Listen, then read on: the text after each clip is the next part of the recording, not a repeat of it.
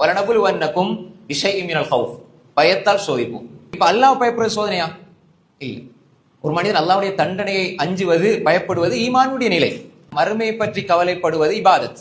அல்லாஹ் என்ன தண்டிப்பான்? நான் பொய் பேசினால், நான் களவெடுத்தால், தொழுகை விட்டால், இபாதத்தில குறைபாடு செய்தால் அல்லாஹ் என்ன தண்டிப்பான். அந்த பயம் இருக்கணும். ஆனால் குடும்பத்தை எப்படி கொண்டு போறது, பிள்ளைய நான் எப்படி வளர்க்கிறது, நாளைக்கு எனக்கு ரிஸ்க் அது இல்லைன்னா நான் எப்படி வாழ்றது? அதாவது அல்லாஹு தஆலா பொறுப்படுத்த விடயங்கள்ல வீணாக மனசை போட்டு குழப்பிக் கொள்ற இந்த கவலையும் பயமும் கூடாது. வலா தஹினு வலா தஹ்ஸனு, நீங்க கவலைப்பட வேண்டாம். அல்லாஹ் உன்னை தடை செய்தான் என்றால் அது ஹராம், கூடாது. அல்லாஹ்வுடைய தூதர் என்ன சொன்னாங்க?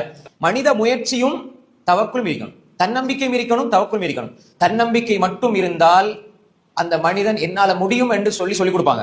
முடியவே முடியாது. அல்லாஹ் நாடினால் நீ முயற்சி செய்தால் அல்லாஹ் தருவான். அல்லாஹ் அதான் சொல்றான், நீங்க உங்கள் மீது நம்பிக்கை வைக்கணும், ஆனால் அல்லாஹ் மீது உதவி தேட வேண்டும்.